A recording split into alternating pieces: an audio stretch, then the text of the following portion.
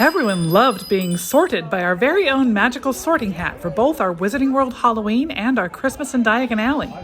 Our moving and talking sorting hat was always in our Wizarding World plans, especially since I had already done the crafting part 2 decades earlier. With Glen recording the perfect voice phrases and handling the programming, plus my trial and error setting up the servo inside and building our structure to hover the hat at the right height inside the archway, he really felt alive. For my very first Hogwarts celebration party in 2002, I made this sorting hat from thrift store leather jacket scraps sewn and pinned into shape, then doused thoroughly with fabric stiffener. This hat sorted guests for 5 parties and has remained proudly on display ever since.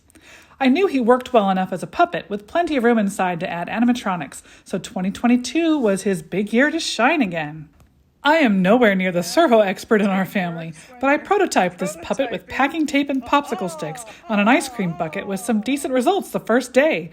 Keeping the bottom lip stationary, only moving the top lip at the center point allowed the entire top of the face and hat tip to wiggle organically, just as I'd hoped. Gryffindor. I used some wood scraps to screw the servo mount to the bucket and got everything situated to fit the face folds of the hat, but the whole mechanism needed to be hand-sewn together through the plastic and leather around the bottom edge to keep the bottom lip stationary. And even with the crossbar at the end of the top stick, I had to hand-stitch the leather lip around that stick inside to keep it from sliding sideways. Glen wrote and recorded his voice clips, programmed the sequences in DMX control software called Helmsman, and added a remote control to interrupt the random phrase with a separate, specific house phrase. We've used Helmsman for various effects since our first animatronic in 2013, to sync physical movements with video and audio, including all our Diagon Alley magic spells.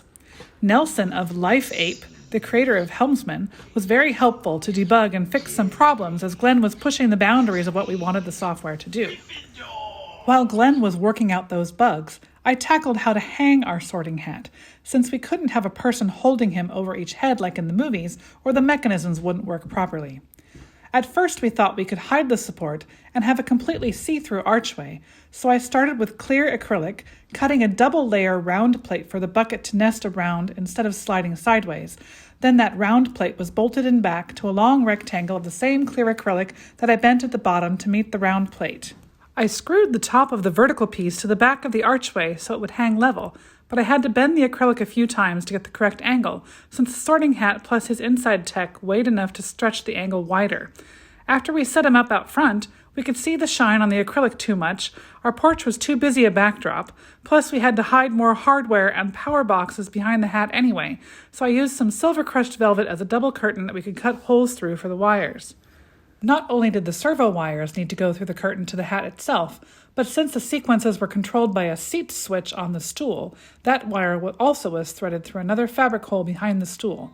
Having enough fabric for plenty of folds plus the busy crushed velvet texture helped mask the holes. We used a different arch for Christmas since we needed some depth to help keep rain away from our sorting hat and our guests, so I had to cut an extension piece of acrylic wired around the top of the arch and bend a new angle section.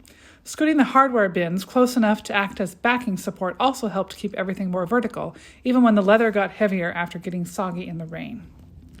Glen had insisted on a custom speaker housing, so 2 days before opening night, I frantically cut foam scraps to fit around our small speaker that could sit on top of the plastic stone archway. The Hogwarts crest detail was trickier, since my normal heat-cutting tools couldn't cut that fine detail, but I eventually got enough holes for the sound to exit with the design looking decent. Thanks to Jen for helping paint the gray base coat.